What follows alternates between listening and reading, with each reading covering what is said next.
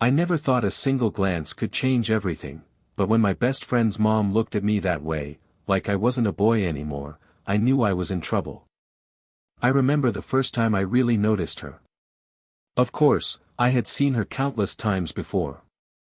She was my friend's mom, the kind of woman who always had a way of making her house feel warm, like the air itself carried a softness you didn't want to leave. But that evening was different.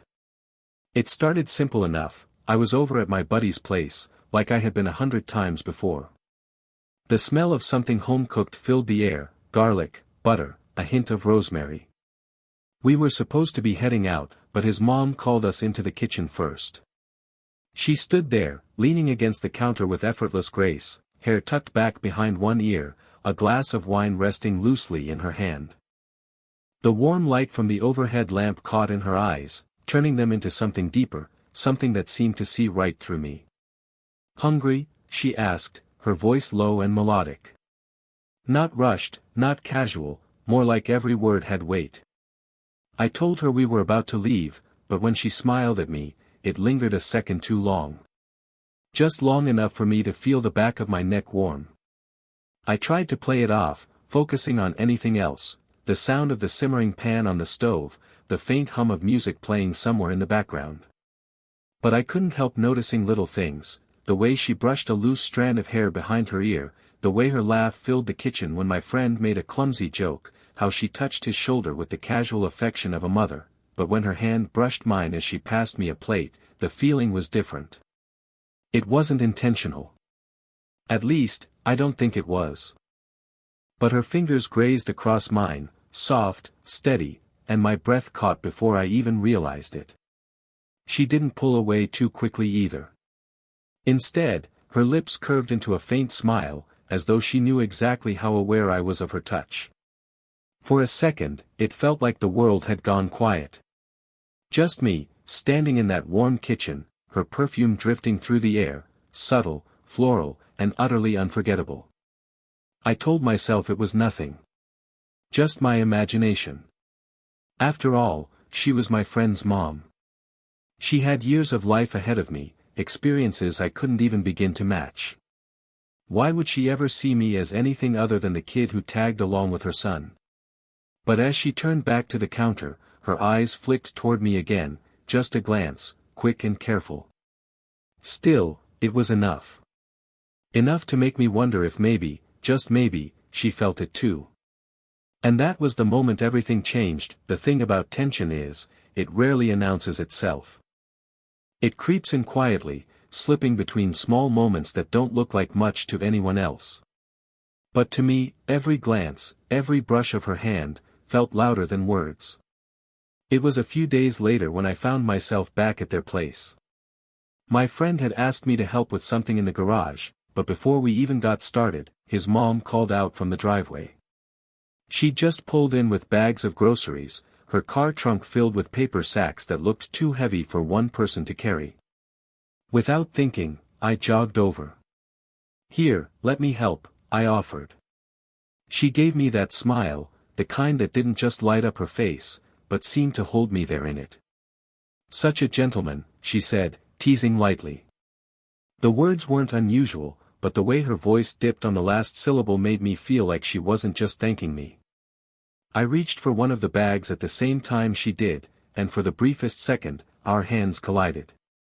Skin against skin, warm and undeniable. Most people would have let go instantly, but she didn't.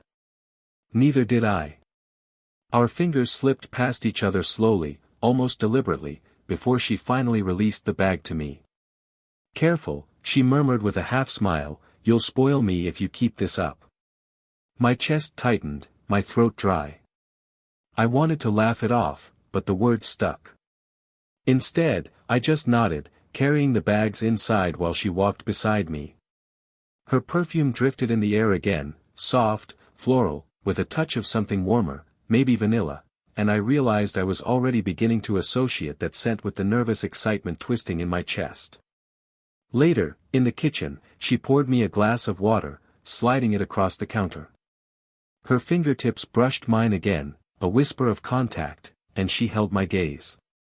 Just for a second. But it was long enough that I had to look away before my friend noticed.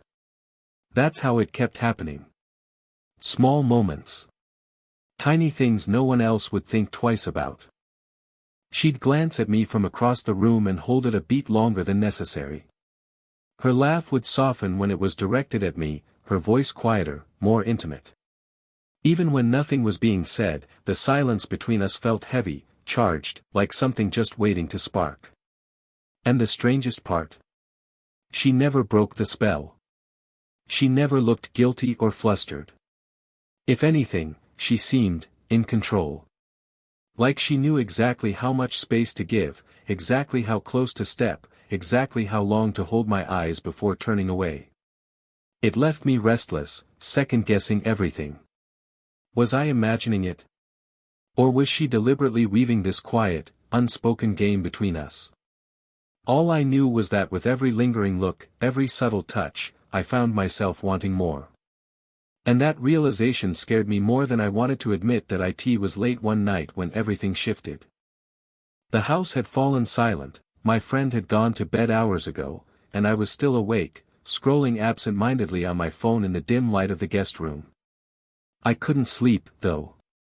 Maybe it was the coffee I'd had earlier, or maybe it was the way her smile kept replaying in my mind. I slipped quietly down the hall for some water, trying not to wake anyone. But when I reached the kitchen, I saw the faint golden glow of a lamp coming from the living room. She was there, sitting curled up on the couch, a book resting on her lap, though she wasn't really reading. A half-empty glass of wine sat on the table beside her. She looked up as I entered, her expression softening. Couldn't sleep either. I shook my head and gave a small smile. Guess not. She patted the cushion beside her. Come. Keep me company for a bit. I hesitated, just for a second, before crossing the room and sitting down. The space between us was small, but not too close. Still, I could feel the warmth radiating from her body, the faint brush of her sleeve against mine whenever either of us shifted. For a while, we just sat there in comfortable silence. The only sounds were the faint ticking of a clock and the hum of the refrigerator in the distance. It felt strangely intimate, like the quiet belonged only to us. Then she sighed softly, closing her book. You know, sometimes I wonder when I became invisible.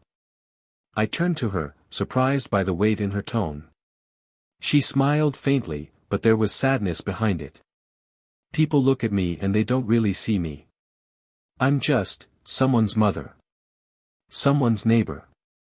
Someone who makes dinner and pays bills and keeps things moving. But when was the last time anyone asked me how I was really doing? Her words hit me harder than I expected. I wasn't sure what to say at first, but I knew I had to say something. I see you, I said quietly. You don't feel invisible to me. Her eyes met mine, and for a moment, it felt like the air between us grew heavier. She reached out, almost absent-mindedly, and rested her hand on my wrist. The touch was light, but the warmth of her skin sent a shiver straight through me. Her thumb brushed once, gently, like she was grounding herself, or maybe grounding me. Thank you, she whispered, her voice barely above a breath. And in that instant, the roles shifted. She wasn't just my friend's mom anymore. She was a woman, layered with strength and vulnerability, who had just let me see a part of her she didn't show the world.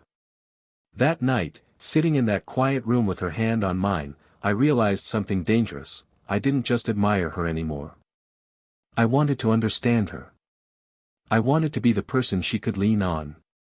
And wanting that, was something I couldn't ignore. After that late-night conversation, something between us shifted. We didn't speak about it, but it was there, in the way she looked at me, in the silence that seemed heavier whenever we were in the same room. I told myself not to read into it, but the truth was, I already had. One evening, my friend had stepped out for a bit, leaving me at the house. His mom was in the living room when I walked in, flipping through an old photo album. She smiled when she saw me. Come here, she said, patting the space beside her. You might get a kick out of these. I sat down, careful to keep a polite distance. She leaned closer anyway, the album open across both our laps. The photos were of my friend as a little kid, birthday parties, vacations, messy hair and missing teeth. She laughed softly as she turned each page, pointing out the stories behind the pictures. The sound of her laughter was warm, filling the space between us, but it did something else too, it pulled me closer without me even realizing it. Our shoulders brushed, and I froze for a moment, every nerve in my body aware of the contact. She didn't pull away. In fact, she shifted just a little closer, so that the side of her arm rested against mine. It wasn't bold, but it was intentional. I tried to focus on the photos, but all I could think about was how close she was. The faint scent of her perfume, the warmth of her body, the way her hair brushed against my sleeve when she leaned in. I could feel my pulse quicken, each second stretching longer than it should. She turned a page, her hand grazing mine as she steadied the book. This time, she didn't move it away immediately. Her fingers lingered, just slightly overlapping mine, and when I glanced up, her eyes were already on me. There was no laughter then. No small talk. Just her gaze, steady and searching. For a moment, it felt inevitable, like the space between us was collapsing, like we were teetering on the edge of something neither of us had planned but both of us wanted. My chest rose and fell too quickly, and I swear she leaned in just slightly, her lips parting as though words had caught in her throat. And then, just as suddenly, she closed the album with a soft thud. "You should probably get some sleep," she said, her voice calm but quieter than before. The spell broke. I nodded, though my legs felt unsteady when I stood. As I walked away, I could still feel her presence clinging to me, the warmth of her shoulder, the weight of her gaze, the breathless silence that had stretched between us. We hadn't crossed any lines. Not yet. But as I closed the door behind me, I knew we were already standing dangerously close to one that the next few days passed in a strange rhythm. On the surface, everything was normal. My friend joked the same way he always did, the house carried the same comforting smells of coffee in the morning and something simmering on the stove by evening. But underneath it all, there was a quiet tension that only she and I seemed to notice.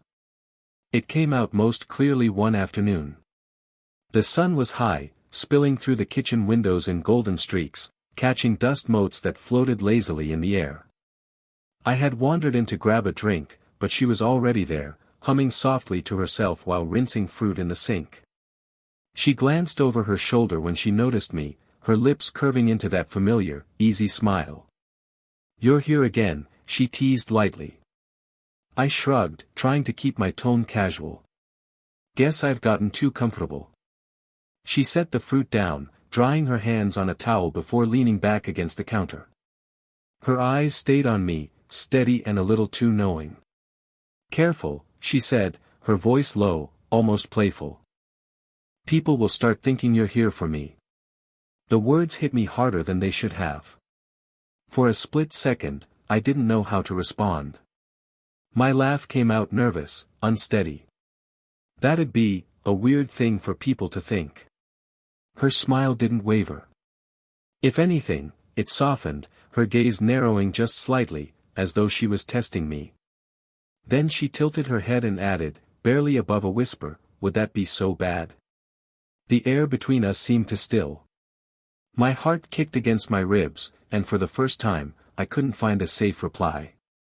I searched her face, looking for a sign of whether she was joking, whether I was supposed to laugh it off. But she didn't look away. Instead, she stepped closer, close enough that I could see the tiny flecks of amber in her eyes, close enough that the faint scent of her perfume wrapped around me again. Her hand lifted, brushing lightly against my forearm as though to steady herself, or maybe to steady me. I swallowed hard, every nerve sparking with the unspoken weight of her words. She held my gaze a beat longer, then let her hand fall away, turning back toward the counter with a casualness that felt almost deliberate. "Fruit's washed if you want some," she said, her tone suddenly light again, as if she hadn't just unraveled me with one question. But I couldn't shake it. Those 5 words, "Would that be so bad?" replayed over and over in my head long after the moment had passed. I told myself it was just teasing, that she hadn't meant it the way it sounded. But deep down, I knew better. It wasn't just a slip. It was an opening. And the scariest part? I realized how badly I wanted to step through it. That it happened on a night that felt too quiet for its own good. My friend had gone out with a group of people, leaving me behind. I didn't mind, truth be told, I was almost relieved. It meant the house wasn't filled with noise, and for once, there was no one around to mask the tension that had been simmering for days. I was sitting in the living room, half distracted by the glow of the television, when she walked in.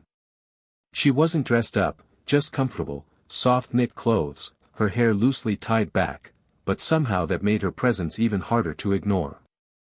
She moved with the kind of confidence that didn't need to announce itself. "You didn't go out with him?" she asked, settling into the armchair across from me. I shook my head. Didn't feel like it tonight. For a while, we talked about nothing, the kind of easy conversation that fills silence without demanding anything. But underneath, I could feel it. That same pull. Every time her eyes lingered a little too long on mine, every time she leaned forward, her elbows resting on her knees, I felt my chest tighten. Eventually, she stood, walking slowly across the room. She stopped in front of me, close enough that I had to tilt my head back slightly to look at her. "You've been spending a lot of time here," she said softly. I swallowed, unsure whether it was a question or an accusation. "Yeah. I guess I have." Her hand lifted then, almost hesitantly, and she brushed her fingertips along my jawline. The touch was feather-light, but it burned in its own way, a quiet brand that made it impossible to breathe normally. My pulse thundered in my ears. She studied my face, her eyes locked onto mine with an intensity that left no room for misunderstanding. For the first time, I saw not just the warmth she always carried, but something else, longing, restrained but undeniable. Her thumb traced the line of my cheek as she leaned just a little closer, and her voice dropped to a whisper. "One kiss, and you're mine." The words hung in the air between us, thick and impossible to ignore. My heart stopped. I didn't move, didn't dare. Part of me wanted to close the distance, to give in to everything I'd been holding back. But another part of me knew what it meant. Knew that crossing that line wasn't something we could take back. The silence stretched.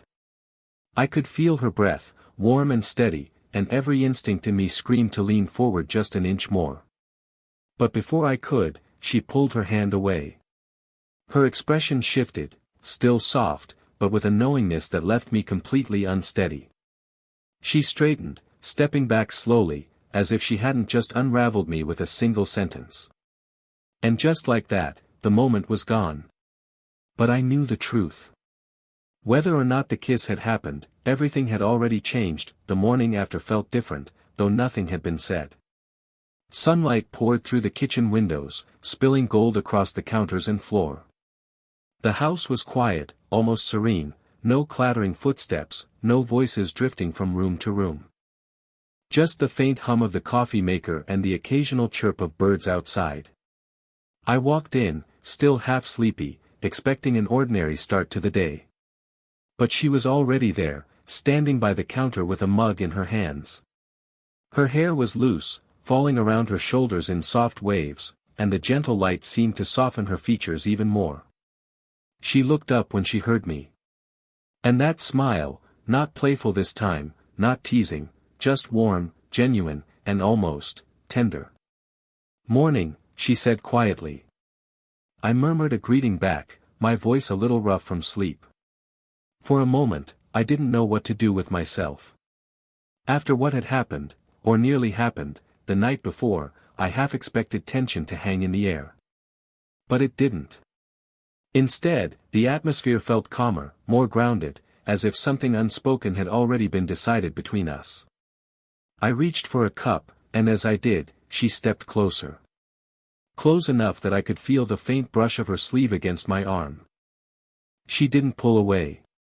Instead, she shifted just slightly, so that her shoulder leaned lightly into mine. The contact was small, barely noticeable to anyone else, but it meant everything.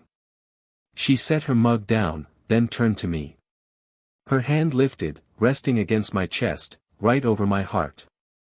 The pressure was gentle, steady, as though she wanted to feel its rhythm beneath her palm. My breath caught, not because the touch was bold, but because it was tender. Certain. Then, without hesitation, she leaned up and pressed her lips softly against my cheek. The kiss wasn't long, but the warmth of it lingered, leaving my skin tingling even after she pulled away. When she looked at me again, her eyes were steady, almost serene. No words, no games, just an understanding. And in that quiet moment, I realized something: we didn't need to label what was happening. We didn't need declarations or promises. The connection was already there, woven into the smallest gestures, the quietest silences, the way her hand lingered just a moment longer against my chest. I smiled back at her, unable to help it. She didn't say anything, and neither did I. We didn't have to. Because in that stillness, in the sunlight, in the warmth of her touch, in the soft trace of her kiss, I understood everything I needed to know. And from that moment on, I knew nothing between us would ever feel the same again.